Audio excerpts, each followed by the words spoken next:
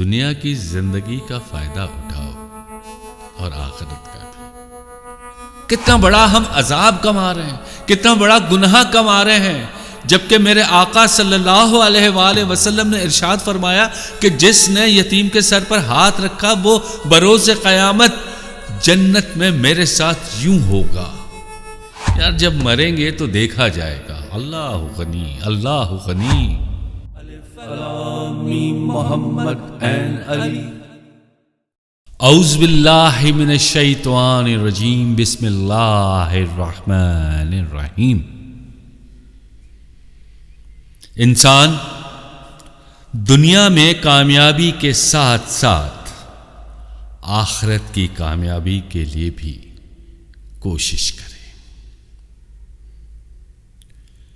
سورہ القصص میں اللہ تعالی نے فرمایا،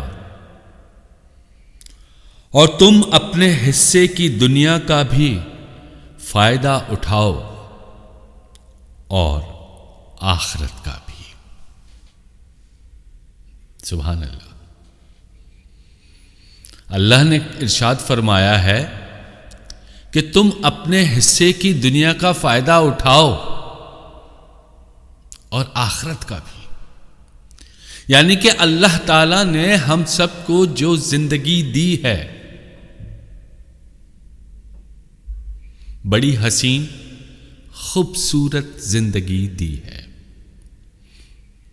ہمیں اس کا بھرپور طریقے سے فائدہ اٹھانا چاہیے۔ اللہ پاک نے ہمیں صحیح سالم اس دنیا میں خلقا ہے۔ آج الحمدللہ ہمارے ہاتھ، پاؤں، پیر سب صحیح سلامت ہیں، اور ہم ان کا صحیح استعمال کریں، ان کا یوز نیگیٹو نہ کریں، پازیٹو یوز کریں۔ ارشاد فرمایا کہ تم اپنے حصے کی دنیا کا فائدہ اٹھاؤ، یعنی کہ اچھی زندگی گزارو۔ جب ہم اپنی اچھی زندگی گزاریں گے تو ہماری آنے والی زندگی جو کہ مستقل زندگی ہے، یہ زندگی تو ہماری عارضی ہے، بہت مختصر سی ہے۔ پہلے وقتوں میں تو 800 سال 900 سال کی زندگی ہوا کرتی تھی، اور آج پاکستان میں ایوریج لائف 55-60 سال ہے۔ ہم یہ 55-60 سال بھی اللہ کی خوشنودی کے لیے نہیں گزار سکتے، جبکہ اس نے ہمیں کہا ہے کہ تم اپنے حصے کی زندگی گزارو اور اچھے طریقے سے گزارو، تاکہ جو دنیاوی زندگی ہے وہ ہمیں ہماری آخرت میں کام آئے گی۔ ہم دنیا میں تو عیش و عشرت والی زندگی گزار رہے ہیں، کسی کو تکلیف دے رہے ہیں، کسی کو دھوکہ دے رہے ہیں، کسی سے جھوٹ بول رہے ہیں، مگر خوف خدا ہم لوگ نہیں رکھ رہے۔ ہم بالکل بھی خوف خدا نہیں رکھ رہے، ہم ایک دوسرے سے صرف جھوٹ بول رہے ہیں، دھوکہ دے رہے ہیں۔ کوئی کاروباری لوگ ہیں تو وہ اپنے کاروبار میں ملاوٹ کر رہے ہیں، اور جب ہمارے ان سارے حضرات کو کہا جائے کہ اللہ کے واسطے تم لوگ بے ایمانی نہ کرو،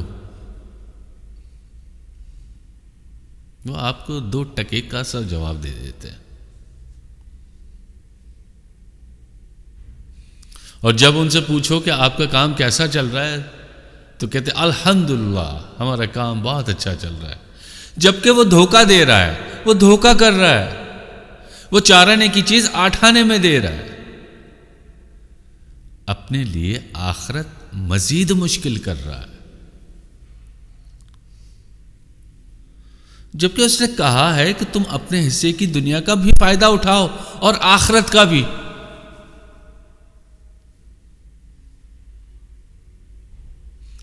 دنیا کی زندگی کا فائدہ اٹھاؤ اور آخرت کا بھی، یعنی ہم اپنی ذات سے کسی کو تکلیف نہ دیں، جو اللہ کے دیے ہوئے راستے ہیں، جو اس کا حکم ہے، اس پر صحیح طریقے سے چلیں، اپنے دین کی پیروی کریں، قرآن پڑھیں، نماز پڑھیں، یتیموں اور بے سہاراؤں کا ان کا حق دیں۔ آپ صلی اللہ علیہ وآلہ وسلم نے ارشاد فرمایا کہ جس نے یتیم کے سر پر ہاتھ رکھا تو قیامت کے دن جنت میں میرے ساتھ یوں ہوگا جیسے یہ دو انگلیاں اکٹھی ہیں۔ سبحان اللہ، سبحان اللہ۔ اور ہم دنیا میں رہتے ہوئے یتیموں کے حق کو پامال کرتے ہیں، ان کے جائز حقوق بھی نہیں دے رہے۔ اللہ غنی، کتنا بڑا ہم عذاب کما رہے ہیں، کتنا بڑا گناہ کما رہے ہیں، جبکہ میرے آقا صلی اللہ علیہ وآلہ وسلم نے ارشاد فرمایا کہ جس نے یتیم کے سر پر ہاتھ رکھا وہ بروز قیامت جنت میں میرے ساتھ یوں ہوگا۔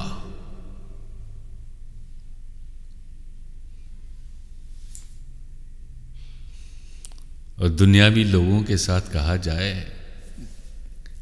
کہ روز محشر تم سے پوچھا جائے گا جب تم مر جاؤ گے، تو وہ جواب دیتے ہیں یار جب مریں گے تو دیکھا جائے گا۔ اللہ غنی، اللہ غنی، کتنا بھیانک جواب ان کا۔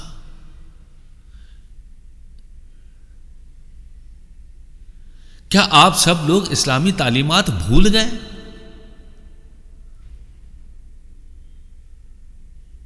کچھ نہ کرو یار، یتیموں کے سر پر شفقت سے اپنا ہاتھ رکھو، اللہ تعالیٰ کتنا خوش ہوگا، کتنا نوازے گا۔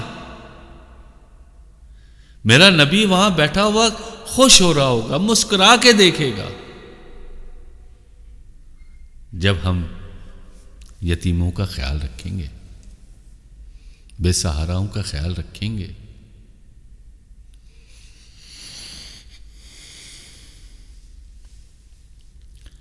کہتے ہیں نا کہ زندگی میں مشکلیں اور خوشیاں دونوں آتی ہیں، اور دین ہمیں انسان کو صبر اور شکر کی اہمیت بھی سکھاتا ہے۔ آپ صلی اللہ علیہ وآلہ وسلم کا ارشاد ہے، مومن کا حال عجیب ہے، اس کے لیے ہر حالت میں بھلائی ہے، اگر اسے خوشی ملتی ہے تو وہ شکر ادا کرتا ہے، اور اسے تکلیف پہنچتی ہے تو وہ صبر کرتا ہے۔ اگر اسے خوشی ملتی ہے تو شکر ادا کرتا ہے، اور اگر تکلیف پہنچتی ہے تو وہ صبر ادا کرتا ہے۔ شکر کر اور صبر کر، کتنا بڑا سبق ہے، کتنا بڑا سبق ہے کہ جب ہمیں خوشی ملتی ہے تو ہمیں صبر کرنا چاہیے،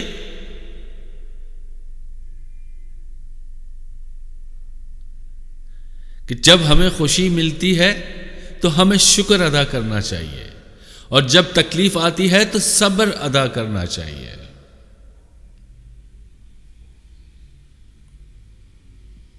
یعنی ہمیں ہر حال میں صبر کرنا چاہیے، یعنی ہمیں خوشی کی حالت میں شکر ادا کرنا چاہیے، اور جب تکلیف پہنچے تو صبر کرنا چاہیے. اللہ تعالیٰ نے فرمایا ہے نا،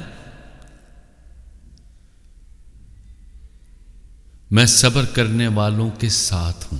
اللہ، یعنی کہ اللہ تعالیٰ خود کہہ رہا ہے کہ میں صبر کرنے والوں کے ساتھ ہوں، تو صبر تو کر. ہم صبر ہی نہیں کر رہے، الزامات لگا رہے یار یہ کام پتہ نہیں کیوں نہیں ہو گیا. یہ کام پتہ نہیں کیوں نہیں ہو رہا، اس میں بھی تو میرے رب کی حکمت ہے.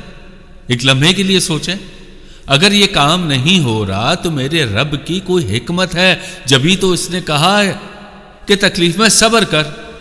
ہم صبر نہیں کر رہے، اور خوشی میں کہتا ہے کہ شکر ادا کر. ہم بڑے باواز بلند اور فخر سے کہتے ہیں کہ یہ جو کام ہوا ہے نا، یہ اس کی وجہ سے ہوا ہے. بھائی اس کی وجہ سے نہیں ہوا، وہ اس کی وجہ سے ہوا ہے. اس کا شکر ادا کرو. مجھ میں آپ میں کوئی ایسی اہلیت قابلیت نہیں ہے کہ ہم یہ کام کر سکیں. یہ کام ہمارے رب العالمین نے ہمیں توفیق دی تو ہم نے کیا، اور اسی کا شکر ادا کرنا چاہیے. ہم اس کا شکر ادا نہیں کر رہے، ہم کریڈٹ کسی اور کو دے رہے ہیں، جبکہ مین کریڈٹ تو وہی ہے.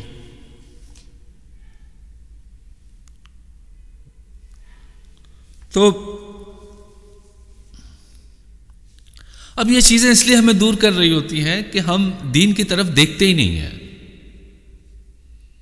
ہم صرف اپنے ارد گرد کے ماحول کو دیکھ رہے ہیں. چھوڑ دیں ماحول کو، اچھے لوگوں کی صحبت میں بیٹھیں، جو دیندار لوگ ہیں ان کی صحبت میں بیٹھیں. قرآن پڑھیں، اس کا ترجمہ پڑھیں، تو سب کچھ ملے گا آپ کو. صبر بھی ملے گا، شکر بھی ملے گا، اور لوگوں کی خدمت کیسے کرنی ہے، اب ہمارے سب کے حقوق کیا ہیں، یہ سب کچھ ملے گا.